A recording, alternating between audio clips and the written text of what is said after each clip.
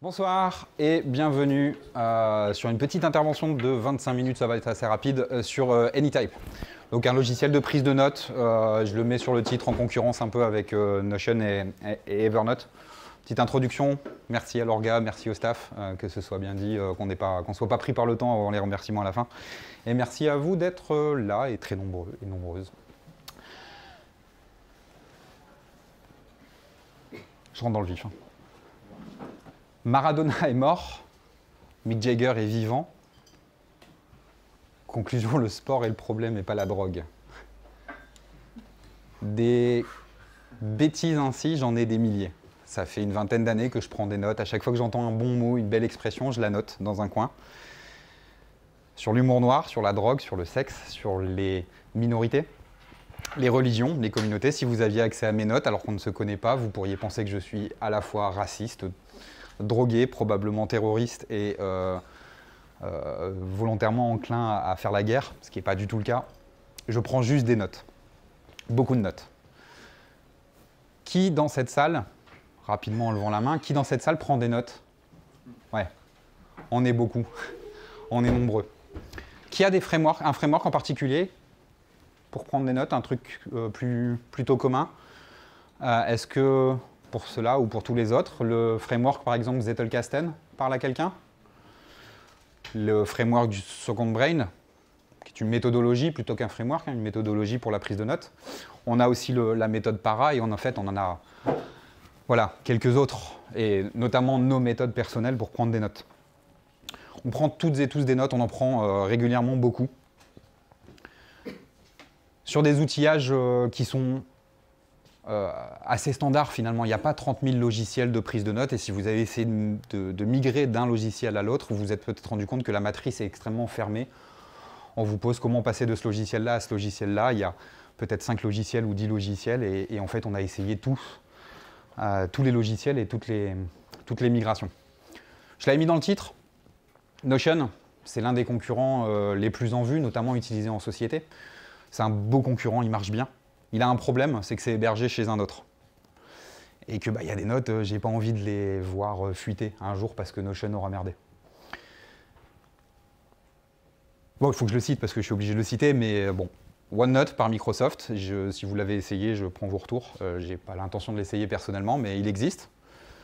Evernote, pour les plus jeunes d'entre nous. Evernote, c'est le concurrent direct de Notion aujourd'hui. En tout cas, Notion était le concurrent d'Evernote, mais Evernote est tellement en perte de vitesse que finalement, les poids sont un peu inversés. Puis on a des logiciels un peu moins connus, mais tout aussi efficaces. Evernote, son problème, c'est de la perte de vitesse, mais c'est aussi, comme Notion, c'est l'hébergement des données ailleurs.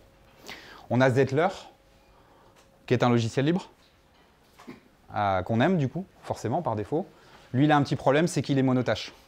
Il est très orienté, Zettelkasten. Très difficile de le plier pour faire d'autres choses. Joplin, probablement le moins connu d'entre tous, qui est très très bien. Markdown, qui n'est pas forcément orienté sur un framework en particulier. Son vrai problème, c'est qu'il est un peu simpliste. Par simpliste, j'entends qu'il n'est quand même pas beau. C'est un peu l'old school quand même. Et forcément, je ne pouvais pas ne pas citer Obsidian. Peut-être qu'une partie d'entre vous travaille actuellement sur Obsidian, qui est un formidable logiciel, qui a quelques principes très très bien, qui n'est pas forcément hyper accessible quand on débute la prise de notes. Et surtout, il y a des problématiques, genre par exemple la synchronisation multi-device est un plugin ou un abonnement. Il y a un plugin pour ça. C'est un peu le bordel. J'adore, mais moi j'en ai trouvé un nouveau lors de ma dernière... on fait ça toutes et tous tous les 5 ans, on change de logiciel de prise de notes. La dernière pour moi date de 2024. Je suis tombé sur Anytype, qui n'est pas encore très connu, c'est pas un vieux projet. Il doit avoir quelque chose comme 18 à 24 mois. Peut-être plus vieux au niveau de la naissance, mais les gros papiers, ils datent de 18 à 24 mois. Anytype qui a sur son site une baseline qui dit « The Everything App for those who celebrate trust and autonomy ». Et quand j'ai vu cette baseline, ça m'a fait penser tout de suite à un autre logiciel libre que j'utilisais un peu moins maintenant. C'est Django, le framework web pour les perfectionnistes avec des deadlines. C'est assez rare que les logiciels parlent... Là, j'ai l'impression que ces deux baselines ont été écrites pour moi.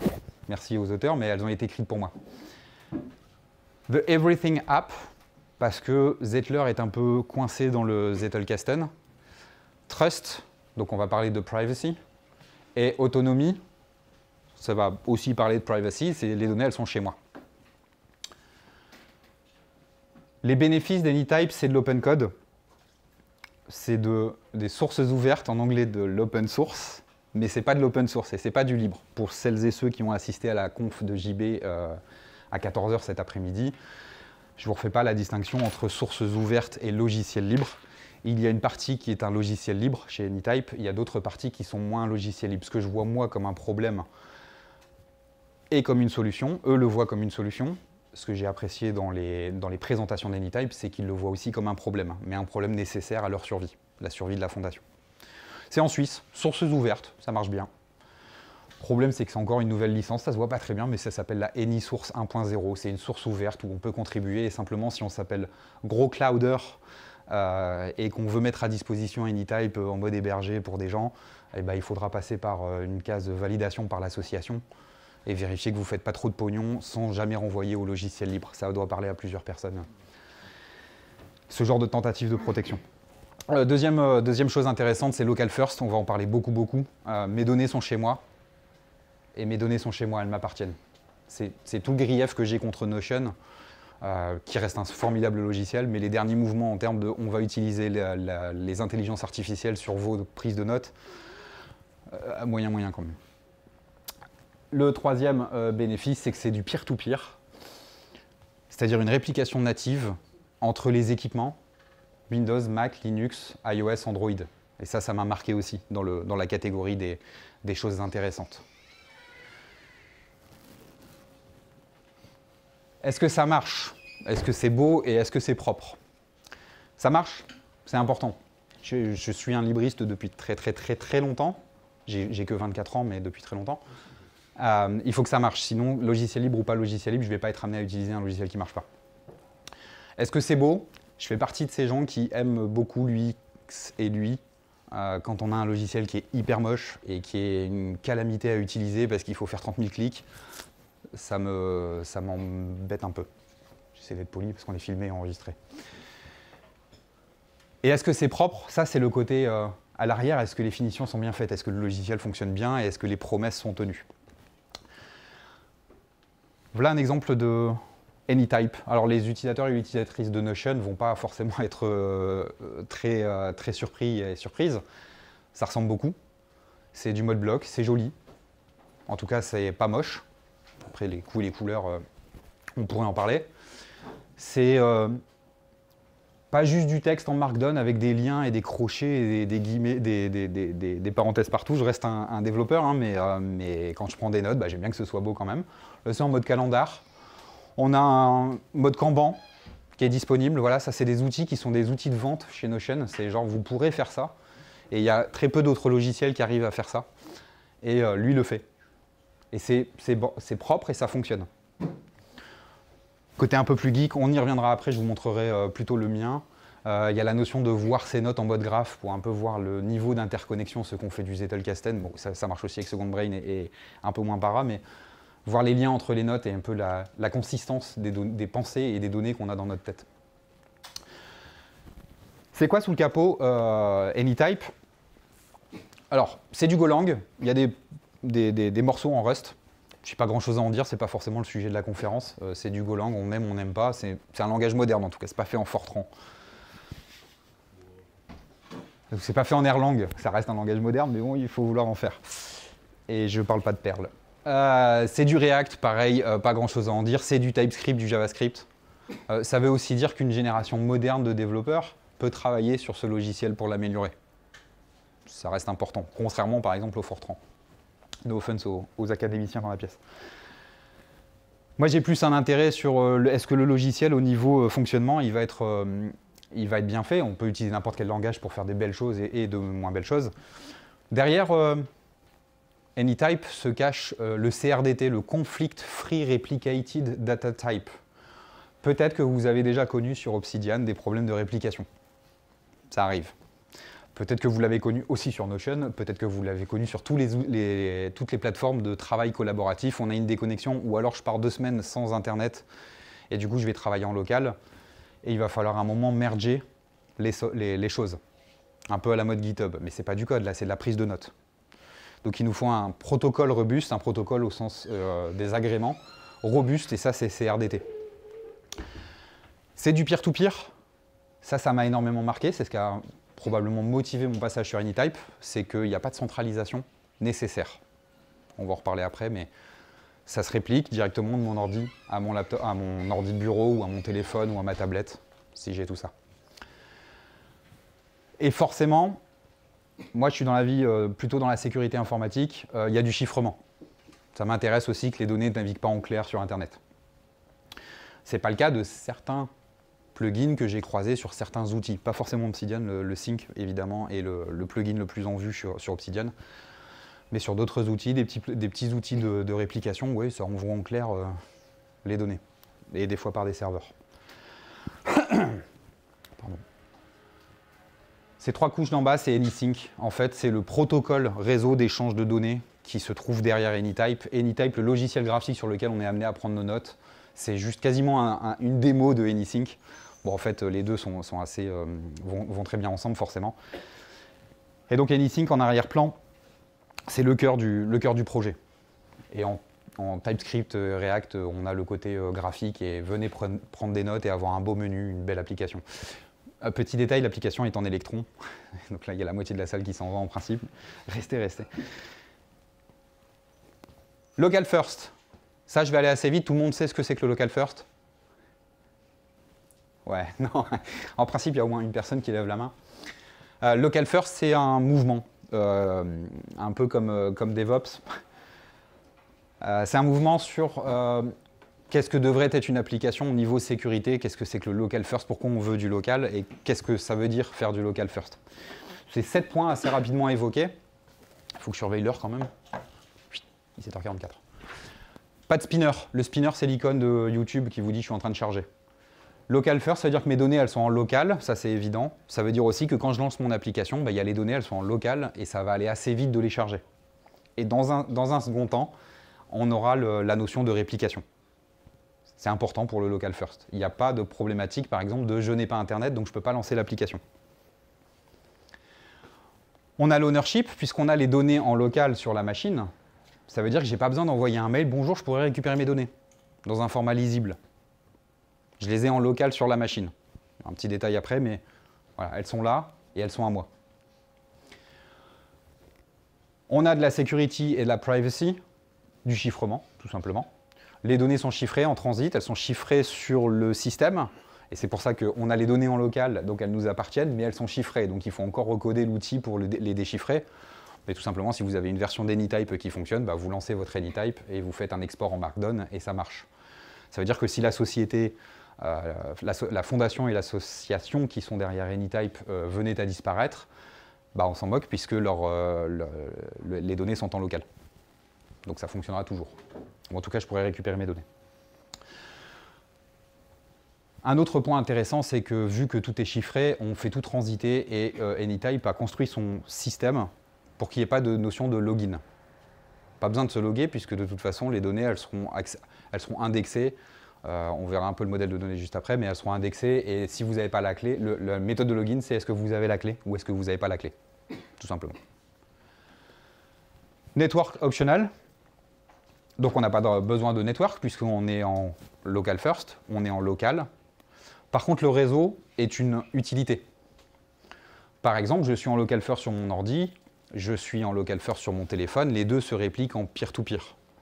Tant que je n'ai pas perdu à la fois mon ordi et mon téléphone, j'ai accès à mes données quelque part. Peut-être que si je travaille pendant 2 semaines sur mon ordi, qu'après je le perds et que je n'ai pas fait de réplication avec mon téléphone, j'ai perdu 2 semaines de travail. Mais mon téléphone a une copie de sauvegarde. Avant ça, le network n'est jamais optionnel. Il y a 2 cas d'usage.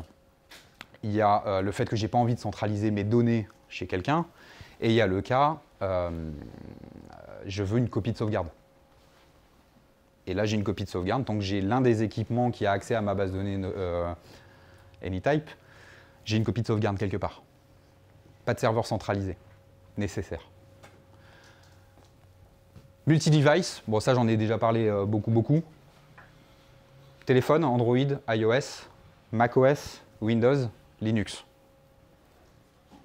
Et ça se réplique en peer-to-peer. À partir du moment où je lance l'application sur un deuxième équipement, s'il trouve un premier équipement sur le même réseau, il faut qu'il puisse se joindre quand même. On ne va pas faire du discovery à travers Internet. En mode local, peer-to-peer à la maison en Wi-Fi ou en Ethernet, ou en hybride, les équipements vont se répliquer entre eux. The long no, c'est ce que je disais juste avant. C'est je travaille 2 semaines sans être connecté à Internet, je perds mon équipement, ou Anytype Networks se casse la figure, bah, j'ai mes données, et puis il y a CRDT qui viendra me sauver au moment de la réplication entre les équipements. Il n'y aura pas des pages qui seront complètement désossées, et il n'y aura pas des données perdues, le temps que ça se réplique. La collaboration, c'est l'un des 7 ingrédients du local first. Il faut que la collaboration soit possible. Là, j'ai une collaboration unitaire, c'est-à-dire entre moi et moi, entre mon téléphone portable et mon ordinateur. C'est le dernier bloc, toujours en cours d'adressage pour Anytype, la collaboration. Ça marche bien, mais il y a des principes, des obligations à respecter. Notamment dans mon fonctionnement à moi, la collaboration ne marchera pas puisque moi, je suis en true local first. Ça veut dire quoi, true local first? C'est que je n'utilise pas un réseau de Anytype pour sauvegarder mes données. J'utilise mon réseau à moi. Uniquement ce système où mon téléphone et mon ordinateur discutent ensemble. C'est là la dernière brique du 8e. Il y a le Anytype Network. Quand vous démarrez ce qu'on appelle un coffre dans Anytype, c'est-à-dire quand vous démarrez votre vie sur Anytype, vous créez un coffre qui va contenir toutes vos données.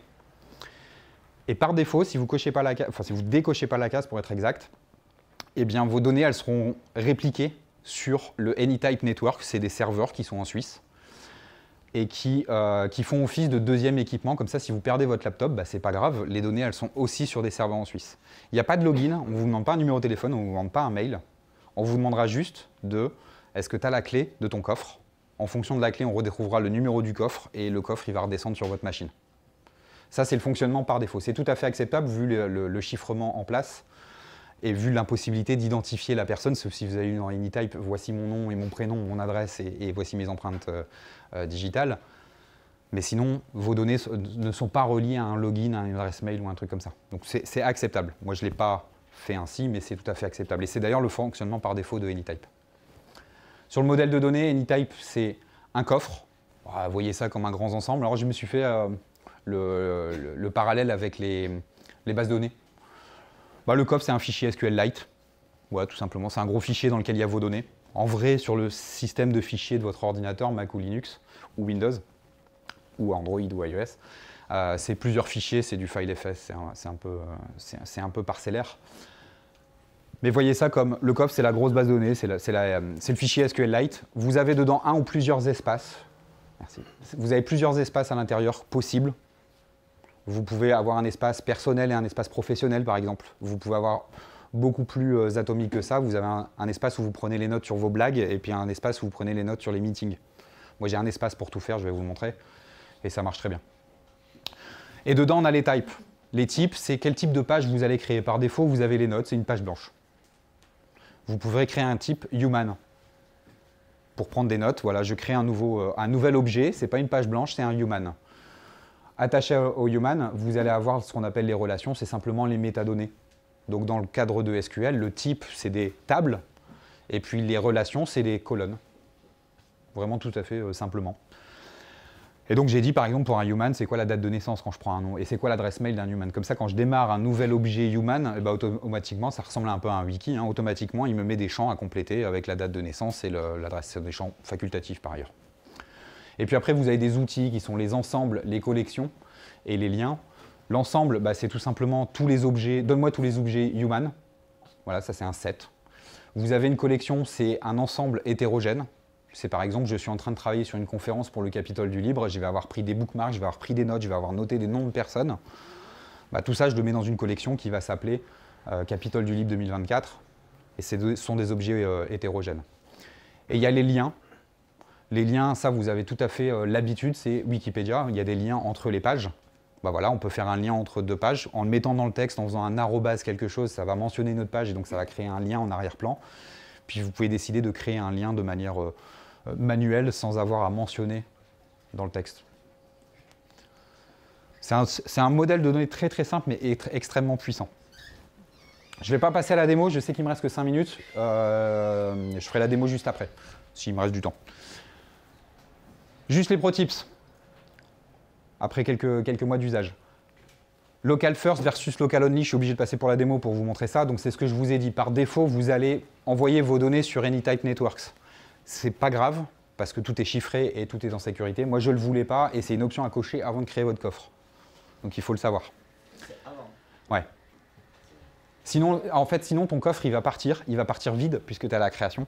Mais une fois que c'est fait, on ne peut pas revenir en arrière. Je suis plus sûr, je suis pas sûr. Je crois que maintenant tu peux. Je ne veux pas te dire de bêtises. Méfiez-vous de l'apparente simplicité du sujet. Là, j'ai vu que toutes les mains s'étaient levées sur la prise de notes. Vous savez à quel point la prise de notes est d'une difficulté sans nom. Vous avez vu le modèle de données, ne surspécifiez pas, c'est comme en développement, on ne fait pas un modèle avec du polymorphisme et tout ça. Moi j'ai fait ça, j'ai des objets pour tout. J'ai décrit tout ce qui se passait dans ma vie, des êtres humains, des sociétés, des projets. Et à la fin je me dis, putain, à chaque fois que je crée une page, il faut que je remplisse 3000 trucs avant d'écrire un truc sur la page. C'est idiot et je vais vous montrer juste après, mais finalement la page elle ressemble pas à... Enfin, j'utilise des notes quoi. L'espace de départ, quand vous allez créer votre coffre, vous avez un espace par défaut qui est votre espace personnel, il ne sera jamais collaboratif. Je vous mettrai les slides indispo, hein, que vous ne reteniez pas ça de tête. Local only, vous avez la maîtrise de vos données. Local first, si vous êtes en local only comme moi, c'est-à-dire pas de réplication chez AnyType Networks, bah, ça veut aussi dire que si vous perdez des données, vous perdez les données. Pareil pour la clé de chiffrement d'ailleurs. Si vous perdez la clé de chiffrement, vous perdez la clé de chiffrement. Personne ne viendra vous aider. Moi, dans mon cas, si je perds mon téléphone, mon ordinateur et d'autres équipements, je me suis fait, alors de manière très très simple, hein, je me suis fait il y a un autre ordi chez moi, et de temps en temps, je boot AnyType dessus et fais une sauvegarde. Et puis voilà quoi. Tant que je ne perds pas 3 ou 4 équipements dans ma vie, j'ai toujours ma base de données de notes. Quelques problèmes parce que tout n'est pas jamais rose, quel que soit le logiciel. Des fois, la réplication peer-to-peer, il faut la pousser un petit peu. Donc, je suis au bureau, j'allume le téléphone en espérant avoir la petite icône verte pour dire que la réplication est en cours. On a le temps de prendre un café ou de fumer une clope, ou les deux. Des fois, il faut la pousser un peu. On a des petits problèmes du X, des fois c'est copier-coller qui ne fonctionne pas. Des fois, vous supprimez un objet, en fait c'est l'objet du dessus qui s'est barré. Bon, ça c'est pour tester votre attention quand vous prenez des notes. Ça n'arrive pas très souvent, mais il y a des fois ça arrive et on se dit mais c'est parce que j'ai supprimé. Et la collaboration du coup c'est lié à AnyType Networks. Donc ça il faut le savoir, c'est que si vous voulez utiliser AnyType comme vous utilisez Notion au bureau, bah, c'est un peu plus compliqué. C'est faisable, il y a des grosses entreprises qui le font. Parce qu'en gros, bah, toute la base de données du Notion, donc du AnyType, tant qu'il y a un employé dans la boutique, bah, on a accès à la dernière mise à jour. Et ça marche très très bien. Mais voilà, c'est un petit peu plus sport que d'avoir un système en SaaS dans le cloud. 5 balles par mois et par utilisateur à Notion. Fonctionnalité absente par rapport à Notion, Evernote, effectivement, c'est un logiciel un peu plus jeune, donc c'est difficile d'avoir les mêmes fonctionnalités. Je m'arrête là, c'est fini. Seb, si jamais on se recroise, bah, regardez-moi, j'ai un béret, j'ai un AnyType pardon, à vous montrer si vous voulez voir des choses dessus. Il y a une bibliographie et je m'arrangerai pour vous foutre les slides en PDF sur le net ou si vous venez me pinguer sur linkedin.com.